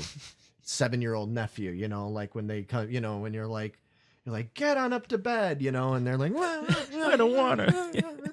Like, yeah, I don't want to, like flopping all around and shit. That's my favorite part. I love that part. I know what your favorite part of the Langoliers is. It's the jump at the end. Oh yeah, for sure, dude. That freeze frame. Yeah. Dude, it is so fucking awesome. I love it. Are we the new people? Oh, dude. I don't understand why people don't like this fucking movie, man. I have no idea. Why would anybody not like this fucking movie? It's a fucking masterpiece. Oh, man. Dude. Yeah, no, it is entertaining. I'll give it that. It's entertaining. And yeah, and I don't I'll give you that. All right. It's, I know it's your favorite, and we've gotten a lot of mileage out of it, so it's good for something. So my number 2, which I believe is your number 1. Sorry, I'm trumping you on this. That's all right. I don't mean that, guy. Is It. Oh, yeah. Specifically, obviously, because like I said, we're not talking about the remakes and stuff, the 1990 miniseries of It. Yeah, it was weird when that came out. Like, there was no hype or anything for me. I didn't know it was coming out. I had no idea. I'd read the book. I read the book first. Like I said, because through the 80s, I mostly read the books. I didn't watch too many of the movies. I'll get into a reason also why I didn't watch too many of the movies. Because, we'll wait on that. Anyway, but when I remember I went with like my family over to my grandmother's house. I guess it was on a Sunday night, wasn't it, that it premiered? I think so. Then it was like over a Sunday and a Monday. Yeah, or Sunday and Tuesday or something like that. Something to that effect. Yeah. So I had no idea it was going to be on, and we walked in right around 7:00 or whatever it was. And she had, I guess it was ABC on, and all of a sudden they were talking about, Stephen King coming up now, the ABC Sunday night movie. And I was like, holy shit, I didn't even know they were doing this, So I spent the whole rest of the night, like I didn't even hang out with my family. It was like big family. I sat in the other room, like watching this movie. I loved it, man. I mean, kind of like the Langoliers. I mean, production value, not the greatest. Definitely not the greatest special effects you've ever seen in your life. Even they weren't bad. I mean, they're pretty bad. No, they're pretty bad. Have you watched it lately? Yeah. Yeah. Well, I don't think sorry, they're bad. They're real bad, man. I mean, dude. Why are you being facetious? No, I actually don't think they're that bad. No, he's being serious. That's the scary part. The claymation shower show. That's what I was. Dude, are you kidding? You really think that was good? I like it. It's charming. I miss the stop motion claymation type of stuff like that, man. It had a certain appeal to it. Yeah, but here's the thing. Like when I'm seeing a scene that, you're this like tween kid and you're in the showers and which is kind of a weird, scary. Wow, what is that? Airplane? It's O'Hare Airport. Oh, yeah. Yeah. Well, we said we're in Chicago, folks, and we just talked about the Langoliers, bro. Oh, dude. Buddy. Snap. Fucking coming for us. Oh, man. yeah. Langoliers are coming after me for making fun of the fucking shitty fucking CG or whatever it is. It wasn't even CG. They're going to get your scampering ass. Yeah, exactly.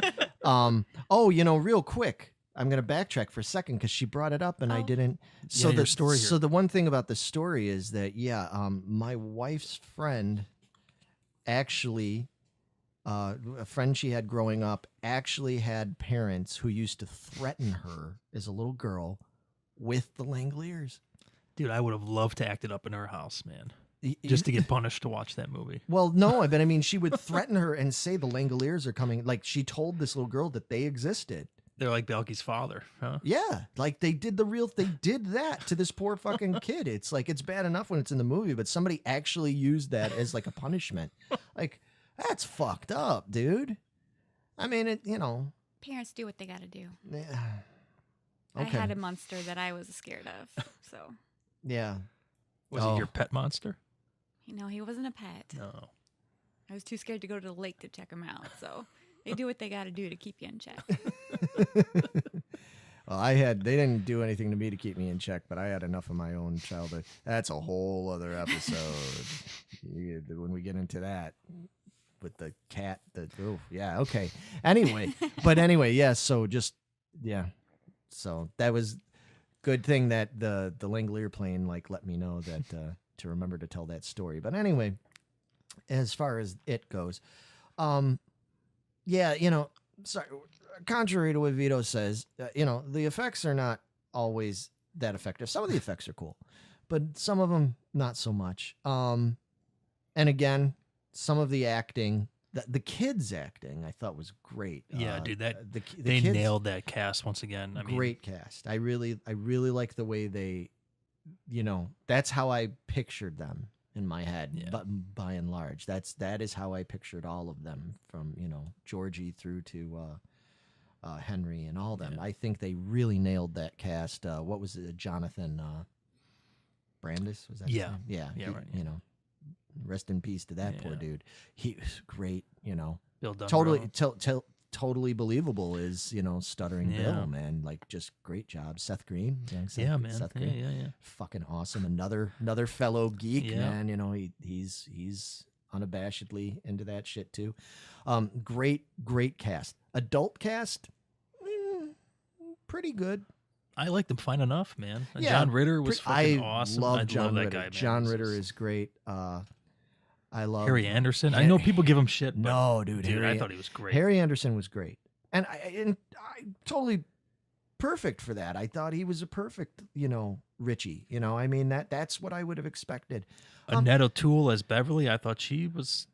I had a crush on her. Me man. too, Ooh. man. Annette O'Toole is just Yeah. gorgeous. Yeah, From that movie and Superman 3, bro. Yeah. Lana Lang. Jesus. Yeah. Mhm.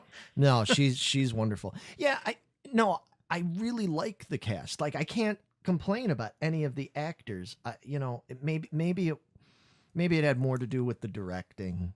I think that there was certain deliveries and certain things that I can see, that could have been better, But and then fucking, Tim Curry. I mean, he was. I mean, I can't say that I was scared by it because at the age that I saw it, I'd already read the book.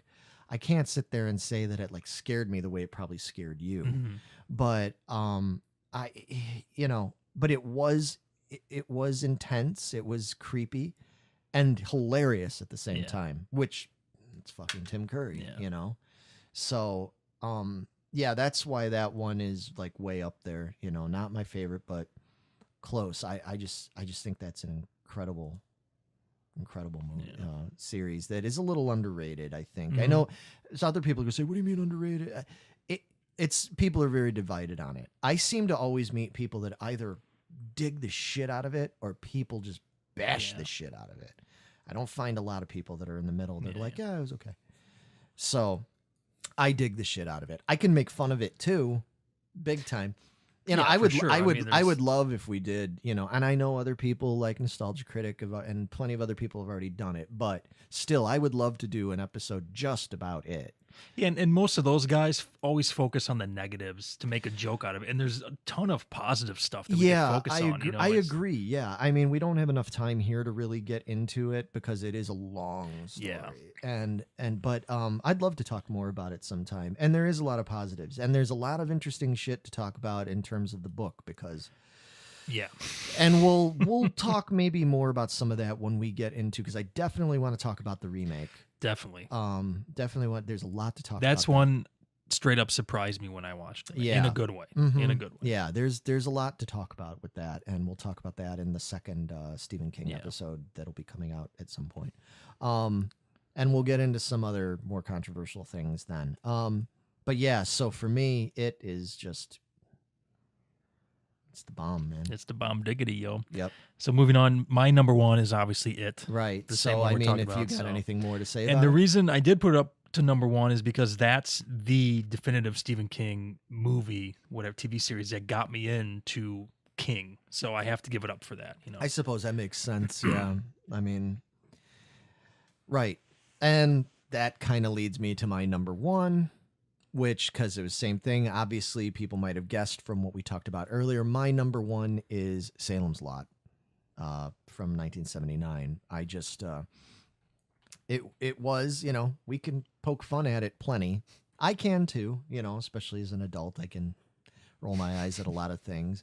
And I know for a lot of people it's slow paced, which... That's an understatement. But hey, so is the books. I mean... a lot of his books are slower paced and everything. And, I don't know.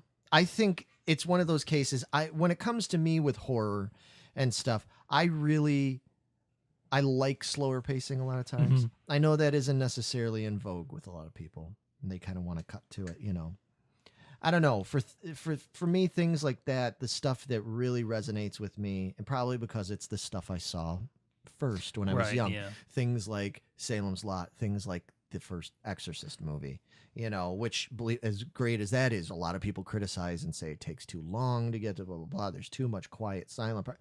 But that was the 70s style, right? For horror. It was the 70s style, and to me, that's the kind of shit that scares me. I've told this to other people when we talk about things. People automatically When you think about horror and you think about scary things and you think about nighttime, middle of the night, pure darkness, blah, blah, blah. And to me, sometimes some of the scariest times is like in a shadowy, barely, half lit room in an old house at like 4 PM, in the fall when the sun's kind of starting to go down. But I've been in kind of situations and places like that and I get more of like a chill up my spine at those moments than I do sometimes when I'm out in the middle of, a creepy field at 1 AM, which I have been. It's because of my other job and stuff that I do. A lot of times I am in those situations. And to me, Salem's Lot brings out a lot of that. Salem's Lot really, it just brings on like a creeping dread. My favorite scene in that whole movie, and there's quite a few, but my favorite scene in the whole movie, again, spoilers, is when it's towards the end and David Soul and the boy Mark, I think it was Mark Petrie. Yeah, they are in the basement of the Marston house, and they're going to try and finally kill the master and Barlow, and the sun, they've got like very little time. Sun's going down. You see, they keep showing that sun like going lower in the window. It feels like everything's working against them. It's like when you have a dream and you got to do something and like you keep moving slower and you're like, why? That's the feeling I get from that scene. And then and when he's sitting there, Mark's in there with a sprained ankle or whatever, and he's kind of a little bit immobile, and then you see those vampires creeping up slowly out of the darkness in that crawl space. Because fucking, let's face it, people, crawl spaces are fucking creepy, man. They are. And everything. Like, that's the kind of shit that even now I've literally seen Salem's Lot. I'm not exaggerating when I say probably seen it 200 or 300 times. Because it was one of those ones that when I was a kid, like when I was a teen, I would watch that movie few times a month, you know what I mean? Like me and my friends, I know it inside and out. That's why I know all the dialogue and even like the silly little things, like I'm sick, I'm real sick. and little things that make me laugh, like that fucking broad going, telephone. It's like, who thought that was a good take, man? Like that was the take you took. She could barely even. Anyway, whatever. But it was the 70s filmmaking, made for TV. Also, I should say, directed by Tobe Hooper. Tobe Hooper. So that in and of itself too, that was kind of like a big breakthrough for him after Texas Chainsaw Man. So yeah, just for me. Plus, I've always been into Dracula type stories. I've always liked vampires. I've always liked Dracula type stuff. King was admittedly very influenced by the Dracula story. Wanted to bring it on to. You want to bring Dracula to like New York City in modern times, kind of thing, yeah. Or to like New York City. Of course, we have to say that every fucking King story is in Maine. Almost every one of them. But he admitted that was his big influence and everything. So, that works for me. I also have always been a big fan of like classic, like Nosferatu and stuff like that. Even like whether it's the old one or the Klaus Kinski, Nosferatu from Elisa. I always liked that kind of vampire and stuff. So the master, and people kind of laugh at it and shit. I'm like, I get it. Yeah, it is one of those things you can kind of laugh at, but at the same time, I'm like, I don't know. I wouldn't want that motherfucker all of a sudden popping up in my kitchen like you did. Right.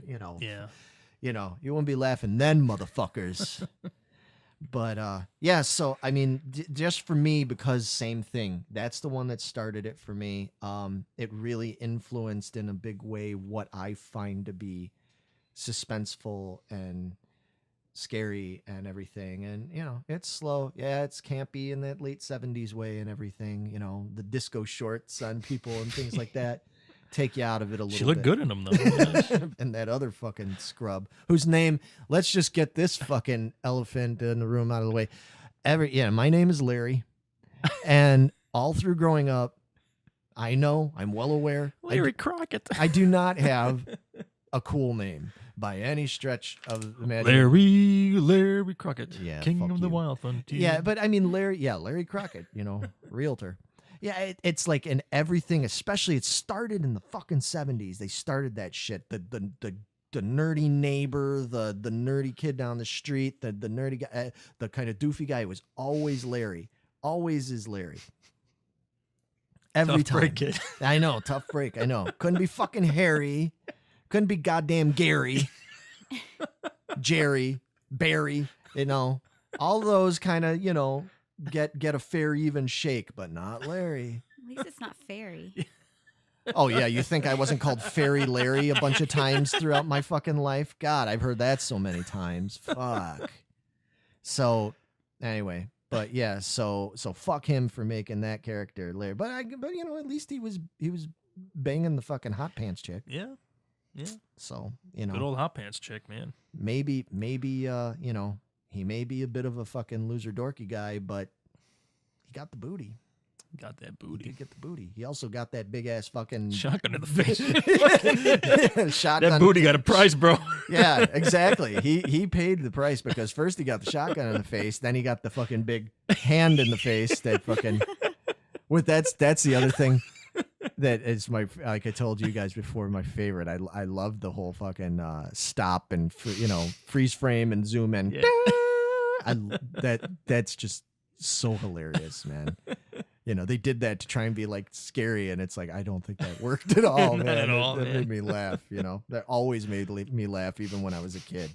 So anyway, yeah, that's my number one, man, and there we have it. Yeah. So our number one's Salem's Lot and It, and I guess no real surprise that the two that started our whole love of Stephen King Made it to number one, yeah. Yeah. You got to give it up to those guys, man. Yeah, exactly. As campy as they are, and of their time, that's what impressed us and got us to this point. So real quick, we've been going real long, and we know it's kind of long, folks, but it is the first episode, so we had to kind of set everything up.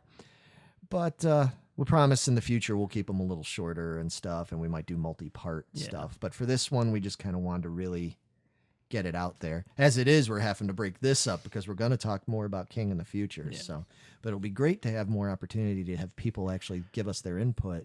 I'd love to be able to talk about some of that when we do the next episode. Yeah, in the comments, put what your favorite King movies are and how you would rank them. Yeah, So absolutely. let us know. But real quick, so let's just talk about honorable mentions real fast. You want me to talk about mine? You want to go with yours? Yeah, I can. Well, I'm going to be breaking a little rule here, I think, Okay. with the honorable mention. All right. I'm curious. Because it's one that came out in the mid 2000s, which is Okay. past our classic. But I guess I'll just put it in here for now. Well, if you want to, we Yeah. can talk about it. It's an honorable mention, so we could talk about it more Yeah, just- when we get to the next yeah, one. yeah. So I'll just name it. It's just The Mist from 2007, I believe. Oh, So, interesting. Okay. Yeah, well, definitely. I'd like to talk more about that one when we do the next Yeah. episode. For me, my first honorable mention is 1983's The Dead Zone. That's a good one. And again, we don't need to talk too much about it because it will fall into the later days, late 90s or whatever was early 2000s, the remakes, because they did do the series Hmm. based on The Dead Zone as well. So I will talk a little bit more about that when we talk about that. But fabulous movie. I mean, it's got, Christopher Walken. Fuck yeah. You can't go wrong with him. Yeah. He's another Gary Busey guy. Just that's pure gold. If you're talking about a movie where the four main male actors in it was, Christopher Walken, Martin Sheen, who's another, iconic actor in a lot of ways and just has a very Martin Sheen way about himself. Anthony Zerba, who I don't know, do you remember him? Which one is he? He was the boy's father that went through the ice and all that stuff. Yeah, the rich guy and everything. Another great classic actor, but very much a character himself. And then ended it all with Tom Skerritt played the sheriff in there and everything. And it's fucking Tom Skerritt, man. Dude. Yeah, don't fuck with Tom Skerritt. So anyway, Great movie, great subject matter. We'll talk more about that in the next episode and everything. Yeah. Subject matter, very fitting for some of the things Yeah. we're going through these days, huh? Possibly. What about your other honorable mentions? It is unfortunately another newer one. Okay. So it's 1922. Oh, which yeah, is that's a way newer one. brand new. Yeah. Well, then we'll talk yeah, about yeah. that more because I definitely want to talk about that. Any other ones? Is that it? Yeah, that's pretty much it. Yeah. Okay. Yeah. All right. Well, then I'll talk about my last one. This could have along with Dead Zone, this could have very easily made my list, but I think you'll probably appreciate this one too. Is 1982's Creepshow. Yes. Dude.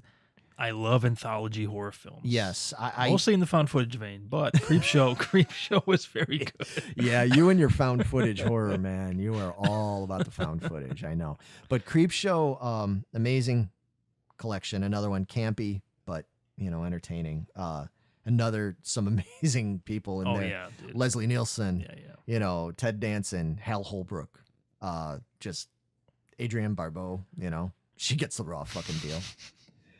That whole story about the creature in the box and everything. Dude, that man. Six sides, man. Our singer wrote a song about something very similar to that, and as soon as we heard, we were like, "Man, ain't that Creepshow?" No, dude, it's different. It's like, no, man, I'm pretty sure that's pretty fucking Creepshow, dude. So, and then of course notable in that it was Stephen King's first major acting role. Yeah, meteor shit. Meteor shit. Yeah, playing the unfortunate soul. What was it, Geordie? Geordie, yeah. Yeah. Geordie. He did not do well. Yeah, but shouldn't have gotten in that bathtub. But another great one. If you folks haven't seen it, it's definitely worth checking out. I'm pretty sure you can easily find it online, actually. But collection of stories. One kind of like Twilight Zone the movie. Those kind of Tales from the Dark Side and Tales from the Crypt and all those ones. Yeah, it's great. Real quick, I'm just gonna throw out there one thing I am probably gonna do when we get into these various things is I'm gonna do a what I like to call the thanks but no thanks, which means it's the one in the bunch, whatever, from the topic, which today is Stephen King, that I just can completely and utterly fucking live without. So my thanks, but no thanks. Maybe to some it's going to seem obvious, although I know some people that think this movie's fucking awesome, which blows my mind even more than the Langoliers thing, because the Langoliers I can appreciate. It's 1986's Maximum Overdrive. Dude, what the fuck, man? Oh, my God. Now, the standout scene for me in that movie is when the truck turns its mirror to look at Emilio Estevez, right, in that fucking water tunnel thing. Dude, fucking stop, man. This movie is dumb. Exactly. They took the one truck with the actual face on it to do that. Yeah, the Green Goblin guy one, right? Yeah. Right, yeah. And, exactly. I mean, we could go on, and other people on the internet have. There's probably nothing I can really say. That's why I threw it as just an ending things, but no things. I just, that, and that's the thing, like that really, Stephen King himself was so behind that film. Like he was like, this is it. I don't like The Shining is bullshit. All these other ones, blah, blah, blah. But Maximum Overdrive, I'm behind this movie. Because you directed the fucking film. I was going to say, he directed. Yeah. Right, I know, but I'm saying that's my point, is he was putting it out like, this is going to be the shit, guys. Like, fuck these other ones, fuck Kubrick, fuck blah, blah, blah, fuck Toby Hooper. Like, this is the shit. And then I saw it, and I went to the fucking movie theater. Oh, my God. And saw that thing, You should tweet King and be like, dude, I want my money back. With I interest. think plenty of people. It was interesting. I think he got his payback on the side of that road. Oh, wow. There must have been a meteor flying over the earth at that exact moment. It took control of that van and just took his ass out. No, man. That's terrible. I'm just kidding. I'm kidding. No, I would never want anything horrible to happen to him. Because that's not cool. We wouldn't have a podcast if it wasn't for him, man. Exactly. And we wouldn't have a lot of great entertainment, man. No, so I'm just being an asshole. But no, in all seriousness, I just the only thing that came out of that is pretty decent and stuff, although most of it was already pre-released anyway, was the soundtrack, you know, because AC/DC, Yeah, I dig AC/DC. I'm not like a hardcore AC/DC fan, but I dig AC/DC. You know, it's cool. It introduced a lot of people in my generation to AC/DC and stuff when that came out. So soundtrack's great. Everything else about that movie is utter dog shit.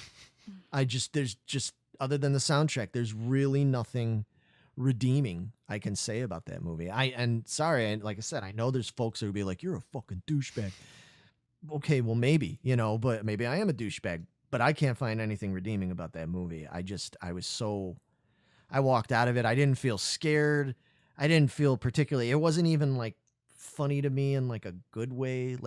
Even like I said, like where there was stuff like, in It, you know, that was funny, you know, there were things that happened that was like, that's fucked up. Like I laughed at Tim Curry, but in a good way, you know, like it's still, there was nothing good funny about this movie. It was just pathetic. And I was like, are you kidding? Like such a letdown, because I loved his books, you know, and I was just like, awesome. King's direct me, like, fuck yeah, he's behind this movie. Some bullshit. Some of it, as Willie G would say, some of that old bullshit. It's like getting him to read his own book on Audible. Don't. Just, I love you, bro, but I can't. Yeah, well, that's why most don't, you know, and he definitely should not. But I mean, so you know, that's it, man. I think, you know, for the what we'll call the classic King. I mean, not to say there isn't a bunch of other classics and stuff, especially if we were to ever, and maybe we will sometime if we ever just talk about the books. Yeah, there's so much other cool shit. Yeah, dude, just looking even in our, you know, Night Shift. Obviously, I didn't, you know, a lot of people are going to say, how could you not include Carrie? Carrie's cool, man. It's really good, but it's kind of like that, you know, Carrie to me is kind of like, you know, that debut album by a lot of people where, you know, it's great for the debut album. Like it's cool, but it's still kind of nebulous. It's still kind of and like, you see where he went from that. Right, Like, exactly. You know, like I totally respect it. It's kind of like Rock-a-Rolla by Judas Priest or something, or the first Iced Earth album or something like that, you know, where it's like, yeah, I dig it, but I can't, it doesn't. But then you made Horror Show, and you're like, dude, that's where it's at. Right, yeah, you know, or like, yeah, or Judas Priest, it's like, you know, but Rock-a-Rolla, it's like, yeah, but then they made Screaming for Vengeance, and they made Unleashed in the East, and they made Painkiller. It's like, it just doesn't stand a chance in there. So that's why some of the acting, you know, Sissy Spacek and Carrie, it was great, man. Fucking fabulous. It was really good. But again, we can talk more about that in the next one, because that is yet another one that they revisited and everything. So... yeah, so I'm sure we'll talk. We might end up revisiting some of these other ones if people are going, oh, you passed over a lot of classic stuff. I have a feeling we'll get back to it. Yeah. But you know, I feel bad because what about you? I mean, what do you think about King? I know you're not like, you've got a lot of other favorite authors and stuff like that. James Rollins. Yeah. Oh, yeah. Man, wait till we get into that dude. Yeah. And isn't he having a movie come out? Yes. That'll be based on my exciting. favorite book of his. Oh, I didn't know which book is it. Yeah, Map of Bones. It's the Oh, second in the yeah. Sigma Force series and the first book I read by him. Yep. Blown away, bro. Absolutely. Anyway, But Well, I mean, back to introduce King. yeah, Back but I to mean, what is your general take on Stephen King?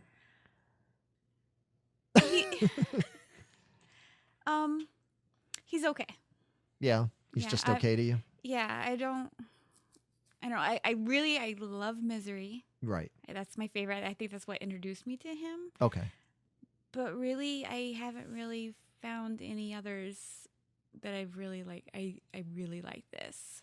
Well, what about his like non-horror-y ones, like things like Shawshank Redemption? Oh, yeah, I did. I really like Shawshank Redemption. I loved Green Mile. Right, that's what I thought. See, that's Yeah, why I was going to some bring it, good- because I got the impression that you were more kind of The newer. not that you don't like horror, suspensey kind of stories and stuff like that, but when it came to him, you seemed like you are more into that other.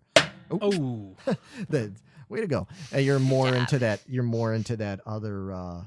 That other Yeah, I'm more in like the suspense, not so much classic the story. horror, yeah, but, exactly. you know. Okay. I just didn't want people to like yell and be like, "You never fucking asked Megan what she thought, fucking dick." chauvinist asshole. And it's like, no, we very much care about what Megan says. But yeah, like I said, unfortunately, other than Stand By Me and Misery, we didn't really get into, I know the ones, so I feel, but it'll be in the next one. I was just going to say, ones. I do intend on talking a little bit more about some of that stuff, like Green Mile, especially when we get into the stuff that's come out from King in the last 20 years, you know, as opposed to the first 20 years. So cool. Awesome, man. Yeah, I thought this was fun. Yeah, for sure. You know, growing pains, folks. You get to hear us through our growing pains. You know, this is the first time we're doing this and everything, and but we're having a good time. And you look back in 10 years, 15 years, be like, yeah, this was their Carrie for sure. Exactly. This will be. And then they made the Langoliers, and you can totally see that arc. No. Oh man, no. When we get to the point where we make our Langoliers. That's probably going to be the time. One of us is going to develop like a drinking problem, and another one's just going to go off the rails entirely and go, but I get your point. I understand your point. Yeah. No, man, it's cool. And so, I guess we should probably wrap it up because we've been running real long here. And anybody who did check this out, man, thanks so much. Thanks so much for checking this out. We're going to keep doing it. Hopefully you like it. Even if you don't, we're going to keep fucking doing it because we're enjoying ourselves. And hopefully some of you are too. Like we said one last time, you know, you'll be able to look up on here. We'll put at the end, we'll put all our platforms, social media stuff that we're available on, and where people can download us, where people can reach us. And we're very reachable. We're very approachable. We want to talk to you as long as you're not a complete dickhead to us, because you know, then we're just gonna fucking ignore you. But I mean, you know, we want to hear from you. Reach out to us, let us know what you think. And we've got a whole long list of subjects that we know we're gonna do. We're gonna be recording the next episode pretty soon here. You could probably expect at first you're gonna get episodes from us, full episodes like this coming from us every at least every couple of weeks, if not sooner. Yeah. And then we are going to see that we've got all sorts of other content that we're going to be putting up too, because movie reviews and just different skits or whatever we want to do. Just different stuff. Yeah, we're having fun with this. We're going to have a lot of cool stuff coming up on here, and so keep checking back, please. And I think with that, we can say adieu. Yes, thank you guys for tuning in. Thanks so much, and we will see you on the flip side. Bye. See ya.